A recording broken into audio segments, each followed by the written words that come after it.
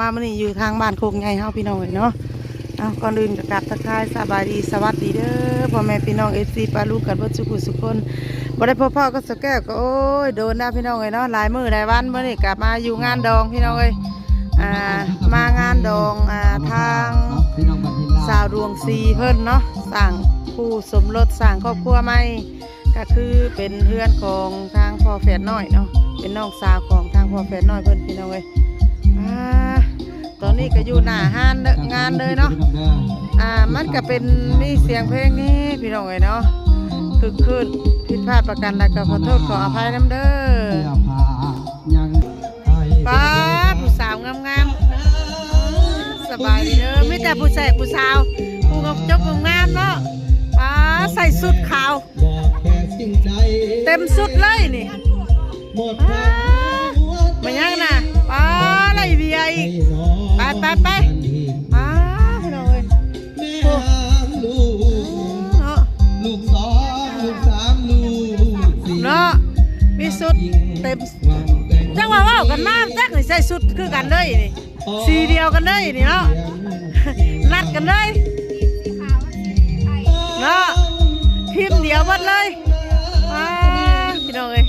โดยป้าเข้าพร้อมกันเลยพี่น้องเอ้ยเนาะ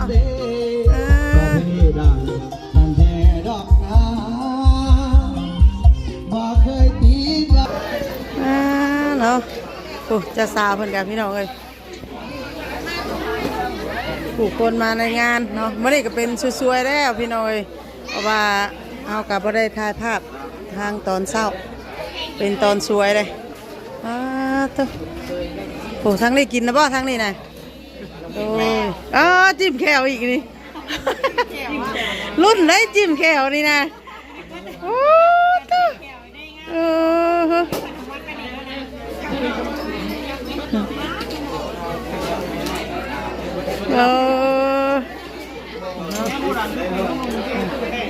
แขกมาในงานพี่น้องเอ้ยมื้อนี้เนาะ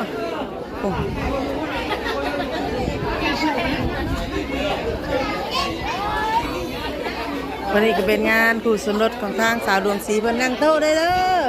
ทาเลยทั้งนั้นคือแดดเนาะนั่งใกล้ๆนี่บ่ได้ป่ะนี่โอ้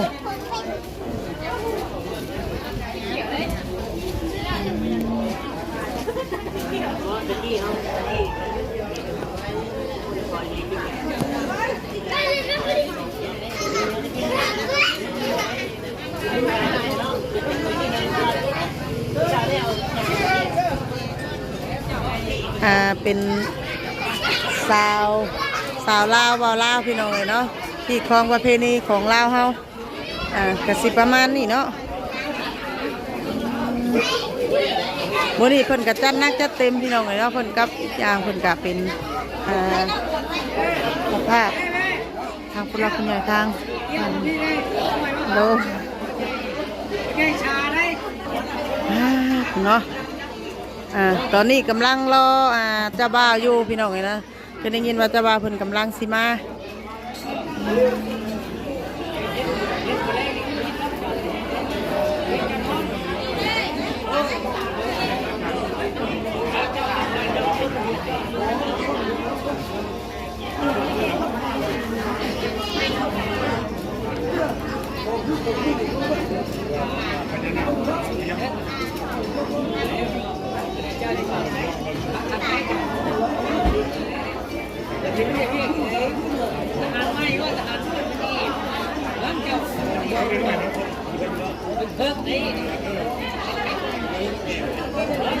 มาเบิ่งพักควันทางนี้พี่น้อง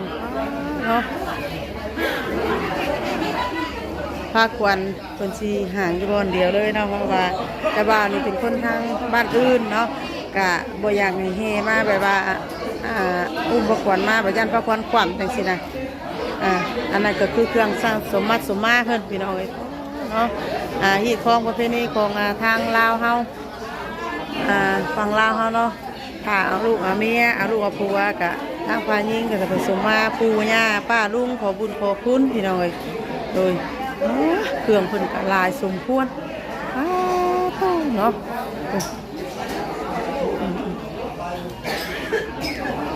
อ นนี้เพิ่นกะเกียมตัวมันยังได้ห้อยเงินห้อยค้ำบาทนี่ของพ่อเจ้าบ่าวอันนี้นะป้าตัวสิไปใกล้เจ้าบ่าวเพิ่นได้สาบันนี้เนาะพ่อในคลองน้ำเพิ่นบ่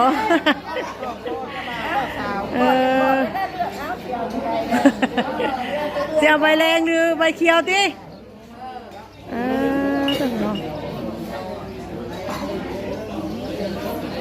เพิ่นเจ้าบ่าวเพิ่นสิมาหรอบ่สิมาเลยจะหอดใส่เด็กจะใช้โอ้มาอยู่จะน้องยังอยู่บ้านจะน้องเอามาเตรียมแม่หมูกะเกียม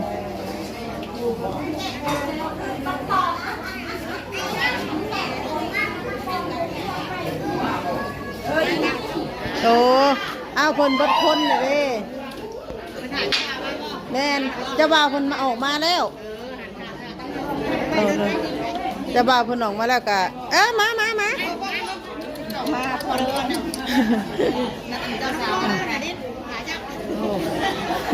เจ้าสาวนั่งค่ะ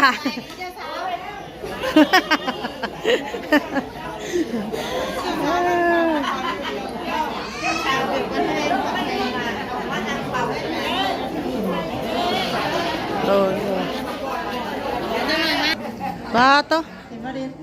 เอาบดินใส่ดินเอาบ่ลูกใส่แมนน้ำเปียกครับบรรยากาศพี่น้องเลยเนาะตอนนี้กำลังรอถ่าเจ้าบ่าวเนาะตอนนี้เจ้าบ่าวก็มาแล้วแต่ยังโมโหว่าฮอดใส่พี่น้องเลยแต่ว่าที่แน่ๆก็มาแล้วเนาะตอนนี้กำลังรอถ่าเจ้าบ่าวอยู่มาฮอดทางไหนเด้เนาะ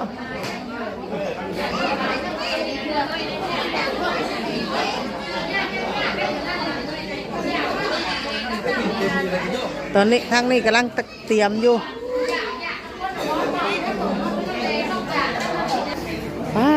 เป็นยังบันเบิ่งก่อนโอ้น้ำขิมินไว้ฮดตีนเจ้าบ่าวแล้วก็พวงมาลัยใบข้องใส่เจ้าบ่าวพี่น้องเอ้ยเนาะอันนี้กันเตรียมใส่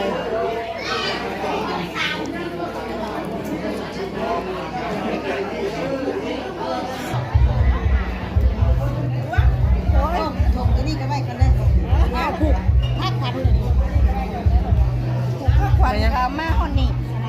ปลูกผักขวัญอะไรเอาเห็ดผักขวัญเต็มนี่โอ้เงื่อนดองเงื่อนนี่ก็ได้พวงมาได้ใส่ข้อมีตุ้ยนี่นะแม่น้องเชื่อจะติดตามให้ถ่ายยูแบบนี้กัน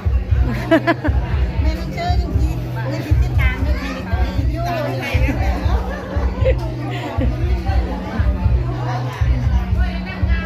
เพื่อนเล่นให้เจ้าเบิ้งแน่น่ะเอาแบบมันคนละตัวย่างคนละสงการเนี่ยเพื่อนเล่นให้ในตู้นี่เ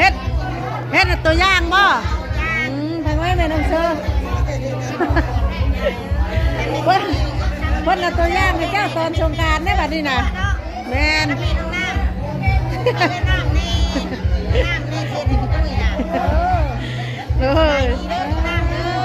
โดยถูกทางมาตุสบายตัวโอ้ยให้เรากินแน่เราบำรุงเลย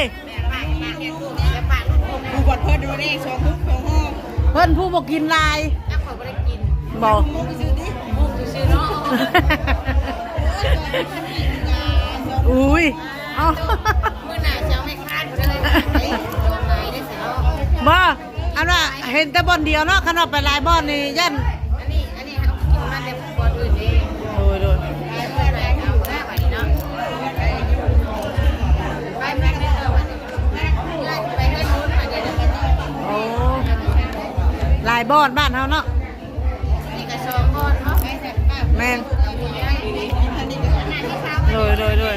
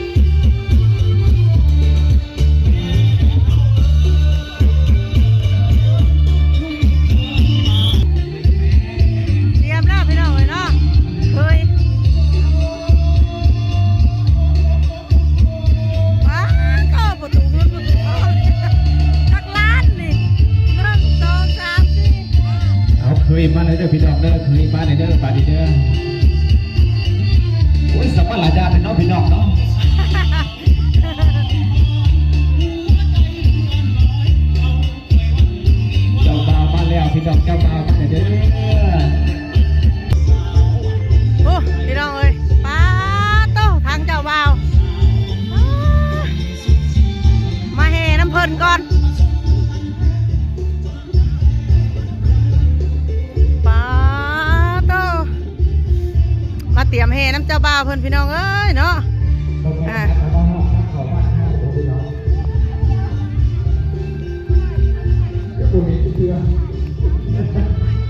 ว่าคือมาโดนแท้เจ้าบ่าวนี่เนาะเลย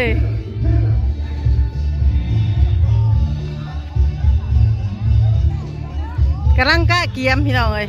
เนาะเพราะว่า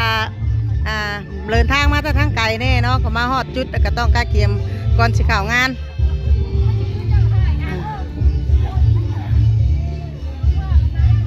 คุณมีคันเรียบร้อยเนาะ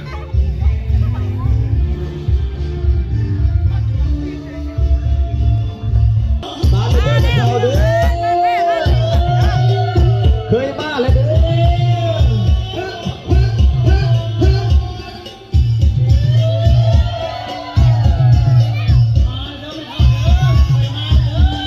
มาแล้วพี่น้องเอ้ยเนาะเคยคุ้มมาเลยเด้อพี่น้องเด้อ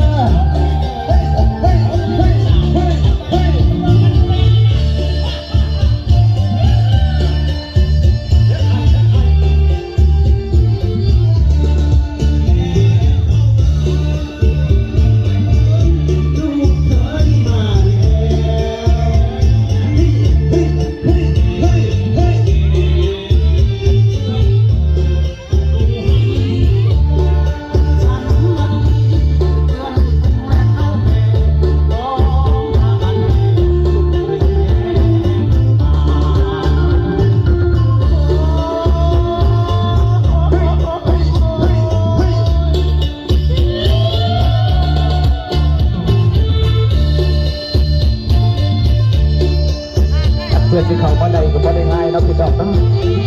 เฮ้เฮ้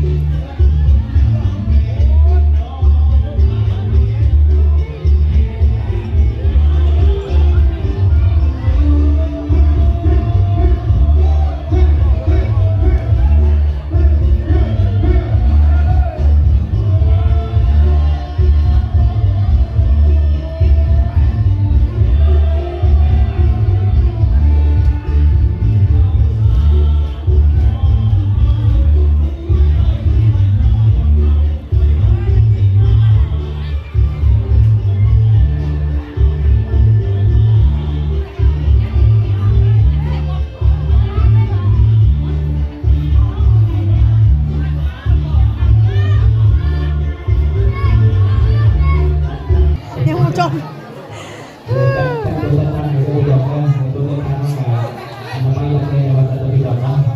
้าบ่าวเจ้าสาวพี่น้อย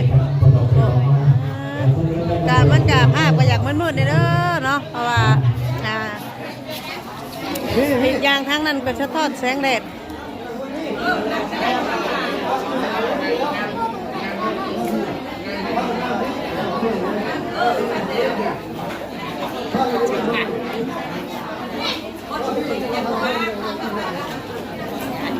วันนี้ต้องเจ้าบ่าวมาแล้วรอบหม้อสูตรวันนี้เนาะโดยเป็นรอบหม้อสูตรอีกวันนี้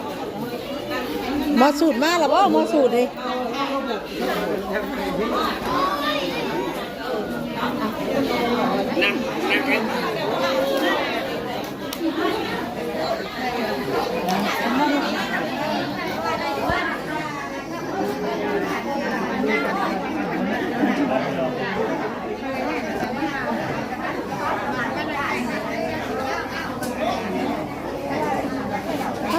สาวไล่เจ้าก็มาแต่เช้าดีเนาะโดยเราหยอกเพิ่นแน่พี่น้องเลยเนาะเบิ่งก็ฮู้แล้วเพราะว่าเพิ่นใส่ชุดมาใหม่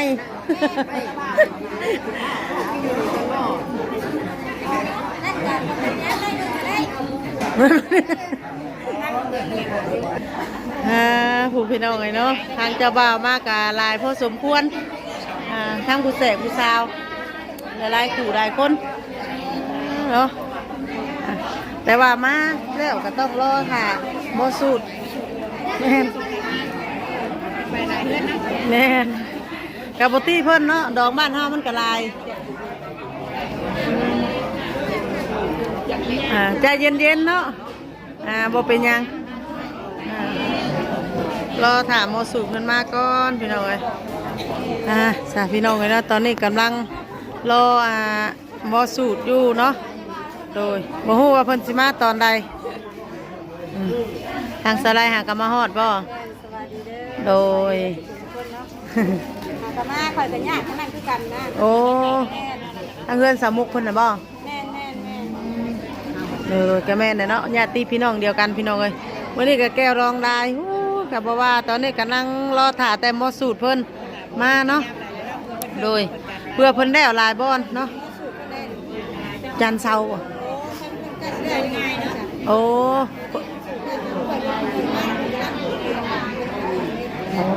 แสดงว่าเพิ่นใกล้สิได้สักหน่อยเนาะอีกบ่โดนเนาะหลังจากที่ว่ารอหมอสูตรพี่น้องเลยเนาะทางอำนาจการปกครองทางพ่อทางแม่สองแก้มสองพายเป็นก็จะได้อ่านบทบันทึกแล้วก็แบบสิ้นสอดคารองเท่าไรพี่น้องเลย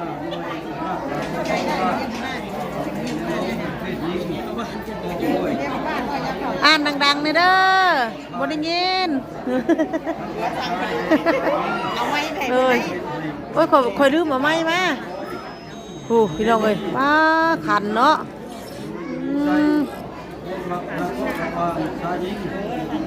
โอ้อันหนึ่งขันเงินเนาะอันหนึ่งขันคำขันเงินขันทองป้าต้องเพิ่นเฮ็ดคักดีได้เนาะ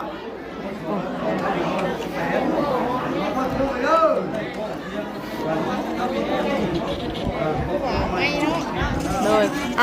อาตู้น้อยเนาะไม่ได้กันได้ยินเป็นที่เปิดสัปดาห์อายุ30 ปี30 ปีแล้วอาชีพทหารสัปดาห์สัปดาห์ในนามอามีสัปดาห์สัปดาห์บ้านที่บ้านเมืองอยู่ด้วยของบ้านสมานชัยแม่นเพราะว่ามันหลายบอดเนาะหลายทางปกติเป็นมาเป็นหมู่คณะเลย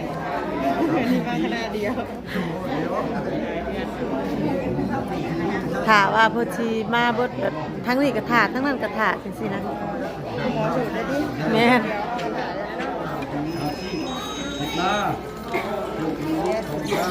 ในกระถางในแม่น้ำเขาคนร้องปฏิบัติธรรมะเดินดูมวยเป็นมวยนะครับมวยเสาแปดบ้านโคกคนเป็นนักเทศ สินสอดฉลองทั้งหมด มาฟังกะลองสาวลาวพี่น้องเลย 30 ล้าน30 ล้านกีบทั้งนัด1 บาท คอยยับเข่ากันเด้อ โอ้ของพ่อเพิ่งแต่งมีเงินจำนวน5 ล้านกีบทั้งนัด1 บาทเงินตัวยังข้างเงิน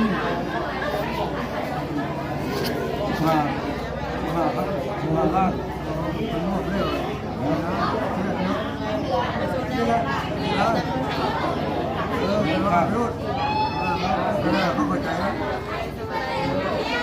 กำลังมีมันมึงแต่งเนาะ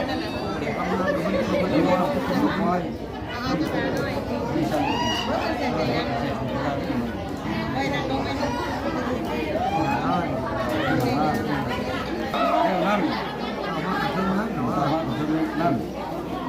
นั่นดังนั้นพวกเขาพวกผู้ตัดทั้งสองทายทั้งอำนาจปกครองพื้นฐานและองค์การที่ตั้งห้องทางจึงได้เข้ามาการเฮ็ดให้ยั่งยืนการเพลงร้องภาพนิ่งไว้เพื่อเป็นหลักฐาน และนี่ก็คือซีเมนทั้งแม่เนาะทั้งพ่อทั้งแม่พี่น้องเอ้ยพ่อแม่ของเจ้าบ่าว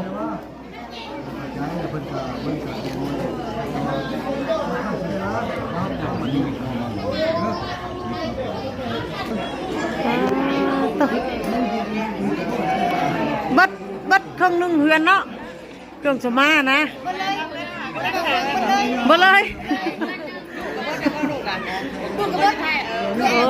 โอ้พอดีสุดท้ายเลยบ่ครับอีกอย่างบัดลูกสาวแต่ว่าเราไล่หลานชายเลยมีแต่หลานชายบัดนี้น่ะสักหน่อยก็เข้ามาคือเก่ามีแต่หลานชายลูกสาวหล่าเพิ่นพี่น้องเลยเนาะลูกสาวหล่าเพิ่นว่าอยู่ค่อนปลาย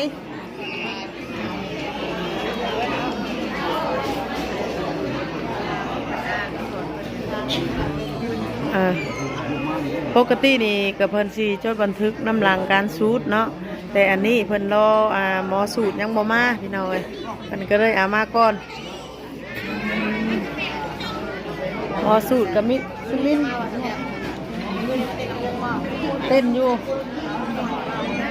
กะม่วนอยู่คอยมาตอนประมาณบ่ายโมงแต่ยังเห็นเพิ่นเต้นอยู่เลยเป็นจดบันทึกยังอยู่พี่น้องเลยเนาะหลังจากที่เพิ่นจนแต้มอยู่พี่น้องเลยเนาะกับแขกทางไกลทางอื่นญาติพี่น้องเฮาก็มาระวังมาลาอยู่แต่ว่าตอนนี้ก็ยังรอมอสูตรอยู่มิดซิเมนกินสมอยแทนมอสูตรนี่เนาะทางเฮาก็สิได้ขอตัวกลับก่อนพี่น้องเลยเนาะโดยพอกันในคลิปต่อไปเด้อเนาะสำหรับคลิปนี้ขอกล่าวคำว่าสบายดีรอมอสูตรกันเด้อพี่น้องเลย